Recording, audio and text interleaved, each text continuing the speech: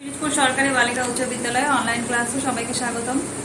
আজকে ক্লাস 4 এর বিষয় হচ্ছে বিজ্ঞান এবং অধ্যায় হচ্ছে নবম অধ্যায় সম্পর্কে জানবো আমরা।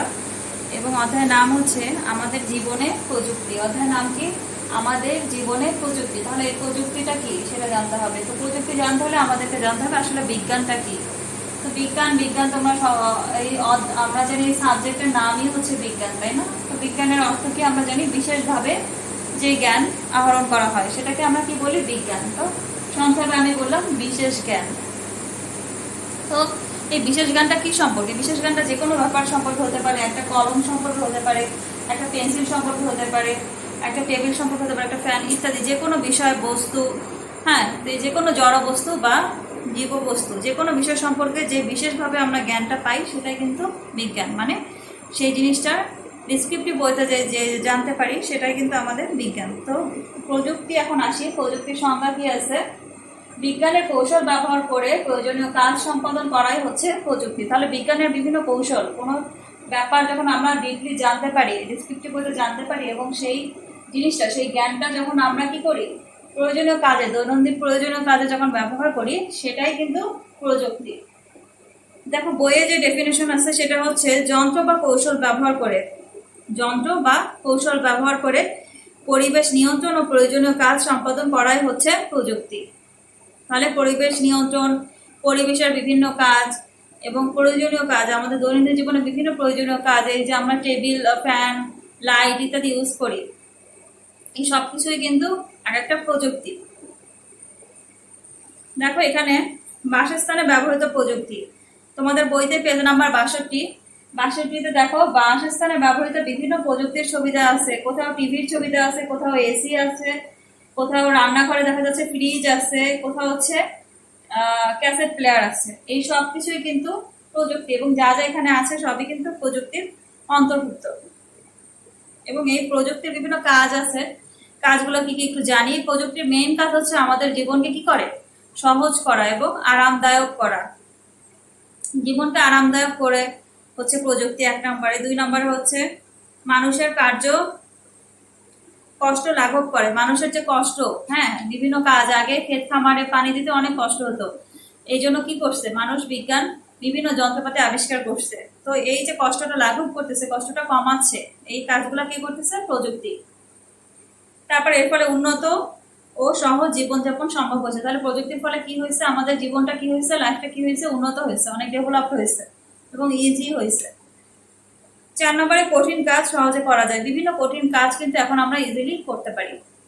কিসের মাধ্যমে? প্রযুক্তির মাধ্যমে। দৈনন্দিন জীবনে এখন প্রযুক্তির ব্যবহার আমরা জানবো। প্রথমে আসতেছে বাসস্থানের প্রযুক্তি। বাসস্থানের প্রযুক্তিটা বলতে কি বোঝায়? আদিমকালে মানুষ কিন্তু কোথায় বসবাস করতো? গুহায় বসবাস করতো, তাই না? গুহায় বসবাস করতো বা মাটির তৈরি ঘরে বসবাস করতো। কিন্তু এখন কিন্তু মানুষ কি করে? ইট কাঠের দালানে বসবাস করে বা টিনের তৈরি বাড়িতে অবস্থান করে। এখন কিন্তু মানুষ আর গুহায় অতটা বসবাস করে না। কারণ কি? আগে কিন্তু মানুষ কোথায় থাকতো? বনে জঙ্গলে থাকতো এবং গুহায় থাকতো। গুহায় থাকলে কি হয়, এটা কিন্তু মানুষের লাইফকে খুব একটা সেফটি বা সিকিউরিটি দেয় না। কারণ কি? সেখানে কিন্তু অনেক রকম ভয়াল জন্তু, জানোয়ার, পোকামাকড় ইত্যাদি আছে। তো দেখো বইয়ে কি আছে, পূর্বে মানুষ সাধারণ ঘরবাড়িতে থাকতো, বর্তমানে প্রযুক্তিকে কাজে লাগিয়ে মানুষ পাকা ঘরবাড়ি তৈরি করেছে এবং বসবাসের জায়গা অনেক সুন্দর হচ্ছে ডে বাই ডে, তাই না? এখন আমরা বিভিন্ন ধরনের লাইট, বৈদ্যুতিক পাখা, air conditioner, mobile, laptop, computer ইত্যাদি ব্যবহার করতে পারছি, তাই না? রান্নার কাজ, এখন কিন্তু রান্নার কাজও কিন্তু অনেক সহজ হয়েছে। আগে কিন্তু মানুষ ডাইরেক্ট আগুন জ্বালাতে হতো, তারপর রান্না বান্নার কাজ করতে হতো। এখন কিন্তু কি আসছে, গ্যাসের ব্যবহার আসছে রান্নার কাজে, তারপরে তোমার কেরোসিনের ব্যবহার আসছে, তারপরে তোমার এখন ওভেন আছে, যেটা কি সম্পূর্ণ ইলেকট্রনিক।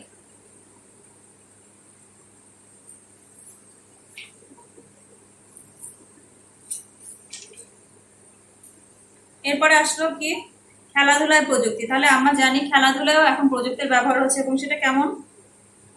এখন খেলাধুলায় অনেক রকমের প্রযুক্তি ব্যবহার হচ্ছে, লাইক ফুটবল, টেনিস, ক্রিকেট, বল ইত্যাদি, তাই না? খেলাধুলায় সরাসরি সম্প্রচারে খেলাধুলা করে কি হয়, এখন সরাসরি আমরা টিভিতে টিভি চালায় দেখতে পারি ক্রিকেট খেলা হচ্ছে, ফুটবল খেলা হচ্ছে, এগুলো কি হয় সরাসরি কিন্তু অনেক সময় সম্প্রচার হয়, এবং সরাসরি সম্প্রচার করতেই কিন্তু কিসের ব্যবহার হচ্ছে, প্রযুক্তির ব্যবহার হচ্ছে।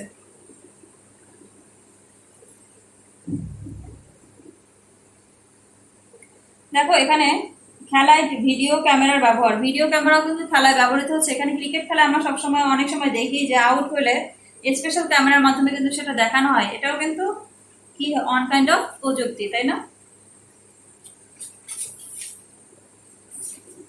এরপরে আসলো বিনোদনের প্রযুক্তি।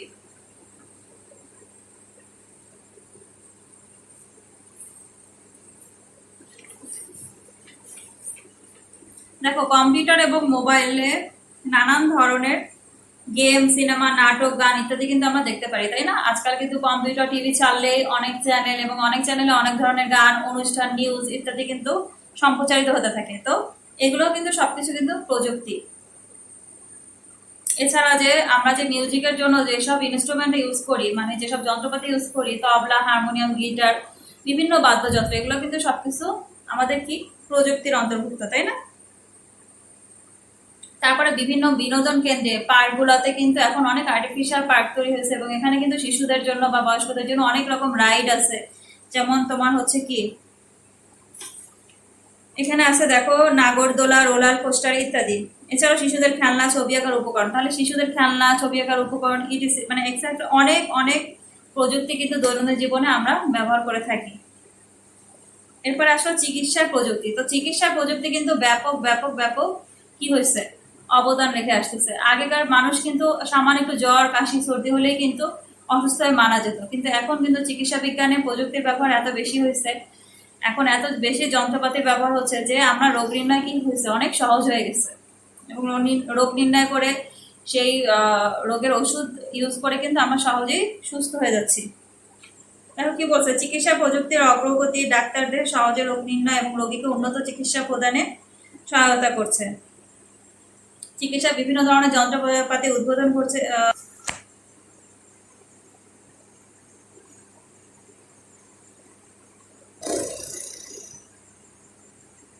বিভিন্ন যন্ত্রপাতি কিন্তু এখন চিকিৎসায় ইউজ হচ্ছে। কি কি ইউজ হচ্ছে, আমার নর্মালি থার্মোমিটার কিন্তু সবার বাসায় আছে, তাই না? জ্বর হলে আমরা কি করি, থার্মোমিটার দিয়ে কি জ্বর মাপি, বা শরীরের তাপমাত্রা মাপার কাজে কিন্তু থার্মোমিটার ইউজ করা হয়।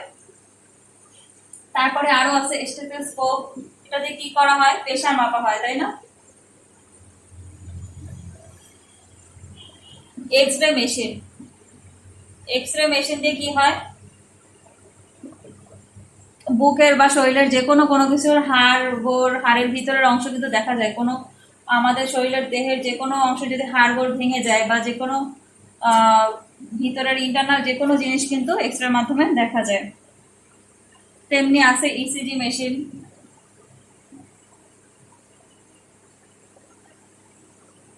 এমআরআই মেশিন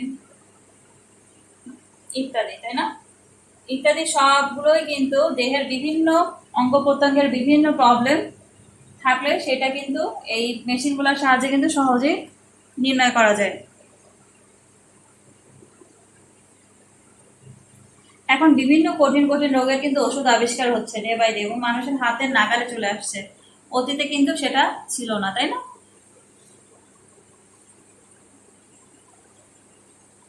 এখন দেখো ডিজিটাল বাংলাদেশের প্রযুক্তি। ডিজিটাল বাংলাদেশ বলতে কি বুঝি, মানে বাংলাদেশটা কি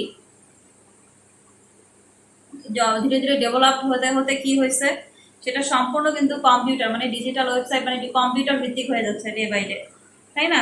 এখন কি ইন্টারনেট ব্যবহার করে ডিজিটাল বাংলাদেশ সকল সুবিধা পাওয়া যায়। ডিজিটাল বাংলাদেশে কি হয়, এখন বাংলাদেশের কিন্তু একেবারে প্রত্যন্ত গ্রামেও কিন্তু ইন্টারনেটের সুবিধা চলে গেছে, তাই না? ঘরে বসে মানুষ অনলাইনে ব্যাংকিং থেকে টাকা উত্তোলন বলি, যাই বলি না কেন, ঘরে বসে কিন্তু আমরা সব কাজ করতে পারি।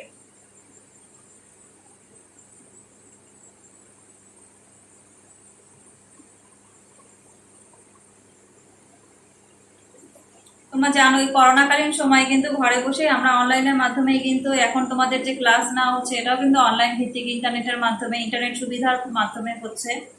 তেমনি কিন্তু তোমার বিভিন্ন চিকিৎসা সেবা, বিভিন্ন আইনি সহায়তা সবকিছুই কিন্তু আমরা ডিজিটালি বা অনলাইন প্ল্যাটফর্মের মাধ্যমে পেয়ে থাকি। এই সব কিছুই কিন্তু কিসের মাধ্যমে সম্ভব হয়েছে? একমাত্র প্রযুক্তির মাধ্যমে সম্ভব হয়েছে।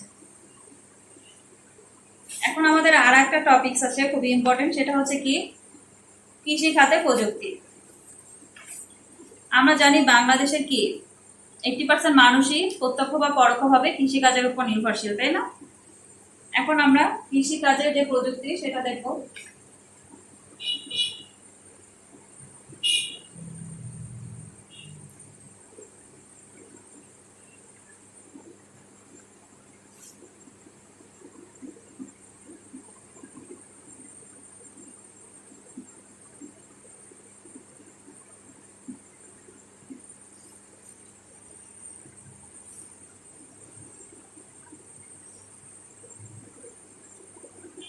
দেখো, এখন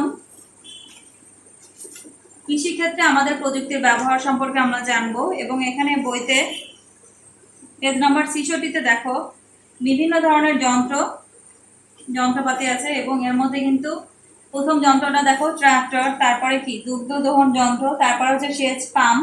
সেচ পাম্পের সাহায্যে কি করা হয় দেখো, মাটি থেকে পানি তুলে কিন্তু জমিতে দেওয়া হচ্ছে, অনেক সহজ হয়ে গেছে। এবং দুগ্ধ দহন যন্ত্র, এর মাধ্যমে কিন্তু গরুর দুধ কি হচ্ছে, দোয়ানো হচ্ছে। তারপরে হচ্ছে ট্রাক্টরের মাধ্যমে কিন্তু আগে যে লাঙল দিয়ে হাল চাষ মানে জমি চাষ করা হতো, এখন কিন্তু ট্রাক্টর মানে এই যন্ত্রটা দিয়ে কিন্তু জমি চাষ সহজেই করা যাচ্ছে। এরপরে নিচে আসো, দেখো যান্ত্রিক করাত দিয়ে গাছ কাটা। এখন কিন্তু গাছ কাটা অনেক সহজ হয়ে গেছে। এটা কি একটা মেশিনের সাথে একটা করাত লাগানো থাকে, এবং সেভাবে কিন্তু গাছ কাটা হয়। দেখো ফুল দিয়ে পরিবেশের সৌন্দর্য বর্ধন। আর একটা দেখো ফুল দিয়ে পরিবেশের সৌন্দর্য বর্ধন, মানে ফুল গাছ লাগায় পরিবেশ কিভাবে সুন্দর করা যায় সেটাও কিন্তু আছে এখানে। দেখো কি বলা আছে, কৃষিক্ষেত্রে প্রযুক্তি গুরুত্বপূর্ণ ভূমিকা পালন করছে। নিচে কৃষিক্ষেত্রে প্রযুক্তির ব্যবহার বলা হলো। কৃষি যন্ত্রপাতি, কৃষিকাজে বিভিন্ন ধরনের উন্নত যন্ত্রপাতি ব্যবহৃত হয়েছে। এর মধ্যে কি ট্রাক্টর,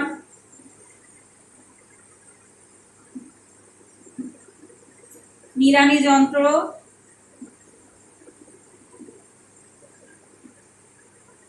তাহলে নিড়ানি যন্ত্র দিয়ে কি হয়, আগাছা, জমিতে বিভিন্ন ঘাস থাকে, আগাছা থাকে, এগুলো কিন্তু নিড়ানো হয়, মানে কেটে ফেলা হয়। রোপণ যন্ত্র, এই রোপণ যন্ত্র দিয়ে কি হয়, বীজ রোপণ করা হয় এই যন্ত্রের সাহায্যে। তারপরে পানি ছিটানোর যন্ত্র, সেচ পাম্প ইত্যাদি। ফসল কাটার যন্ত্র, তাহলে ফসল কাটার জন্য কিন্তু এখন যন্ত্র পাওয়া যায়। এই সকল যন্ত্রপাতি ব্যবহার করে স্বল্প সময় স্বল্প সংখ্যক মানুষ অধিক ফসল উৎপাদন ও প্রক্রিয়াজাত করতেছে। তাহলে কি হয়েছে, এই সকল যন্ত্র ব্যবহার করে কি হয়েছে, কৃষিকাজের করতে যে সময়টা লাগতো, যে কষ্টটা হতো, সেটা কিন্তু কমে আসছে। ফসল উৎপাদন, রোগ ও কীট ও পতঙ্গ প্রতিরোধী এবং দ্রুত বর্ধনশীল ফসল উৎপাদনে আধুনিক কৃষি প্রযুক্তি ব্যবহার করা হয়। উন্নত প্রযুক্তি ব্যবহার করে উচ্চ ফলনশীল ধান, গম, আলু উদ্ভাবন করা হয়েছে। এইসব নতুন জাতের শস্য কৃষককে অল্প পরিশ্রমে অধিক ফসল উৎপাদনে কি করে, সাহায্য করে। তাহলে নতুন বিভিন্ন জাত সৃষ্টি হয়েছে। কি সৃষ্টি করা হয়েছে, নতুন জাত, তাই না? ফসলের বিভিন্ন নতুন উন্নত জাত সৃষ্টি হয়েছে। এই সকল জাত কি, ধানের কিন্তু আমরা জানি বিভিন্ন জাত সৃষ্টি হয়েছে, বিরি, ইরি ইত্যাদি বিভিন্ন নামে কিন্তু নতুন নতুন ধান উদ্ভাবিত হয়েছে, এবং এগুলো কি অনেক উচ্চ ফলনশীল, এবং অনেক অল্প সময়ে কিন্তু এগুলো প্রচুর পরিমাণে ধান কিন্তু জন্মায় থাকে এখন বাংলাদেশে। এবং ধান, গম, আলু ইত্যাদি কিন্তু অনেক উন্নত জাত কিন্তু সৃষ্টি হয়েছে, এবং সেটা কিসের মাধ্যমে সৃষ্টি হয়েছে, গবেষণা করে, কৃষিক্ষেত্রে গবেষণার মাধ্যমে এবং উন্নত প্রযুক্তি ব্যবহার করে। ফলে কি হচ্ছে, আমাদের কৃষকরা কিন্তু স্বল্প সময়ে প্রচুর পরিমাণে ফসল উৎপাদন করতে সক্ষম হচ্ছে। এবং অন্যান্য কৃষি প্রযুক্তি দেখো, বনজ সম্পদ সংগ্রহ এবং উন্নত এবং নতুন উদ্ভিদের জাত সৃষ্টিতেও প্রযুক্তি ব্যবহৃত হচ্ছে। যান্ত্রিক করাতের সাহায্যে সহজেই গাছ কেটে কাঠ তৈরি করা যায়। বিশেষ বৈশিষ্ট্য সম্পন্ন উদ্ভিদ সৃষ্টিতেও প্রযুক্তি ব্যবহার করা হচ্ছে। তাহলে একটা উদ্ভিদের বিভিন্ন বিশেষ বৈশিষ্ট্য, তার মানে কি, দেখা যায় যে একটা উদ্ভিদে 2-3 রঙের ফুল ফোটানো হচ্ছে, এটা কিসের মাধ্যমে হচ্ছে, প্রযুক্তির মাধ্যমে বা গবেষণা করে হচ্ছে। তাহলে দেখো এখানে উদাহরণ দিচ্ছে, উদ্ভিদ প্রজনন প্রযুক্তির সাহায্যে একই গাছে বিভিন্ন রঙের ফুল উৎপন্ন করা হচ্ছে। ঘর সাজাতে বা পরিবেশের সৌন্দর্য বর্ধন করতে আমরা এসব ফুল ব্যবহার করি। তাহলে আমাদের এসব ফুলের কাজ কি? ঘর সাজাতে বা পরিবেশের সৌন্দর্য বর্ধন করতে।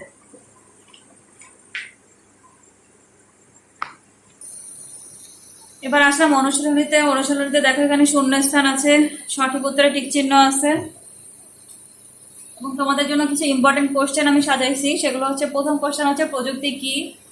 1 নম্বরে প্রযুক্তির সুবিধাগুলো লেখো। 3 নম্বর হচ্ছে বাসস্থানের প্রযুক্তি কিভাবে আমাদের জীবন সুন্দর করে। 4 নম্বর হচ্ছে চিকিৎসা ক্ষেত্রে প্রযুক্তির ব্যবহার লেখো। 5 নম্বরে কৃষিক্ষেত্রে প্রযুক্তির ব্যবহার। তো মোটামুটি ভাবে এভাবে আমাদের নবম অধ্যায় শেষ হলো। এর পরবর্তীতে আমরা দশম অধ্যায় নিয়ে হাজির হব। কথা হাফেজ।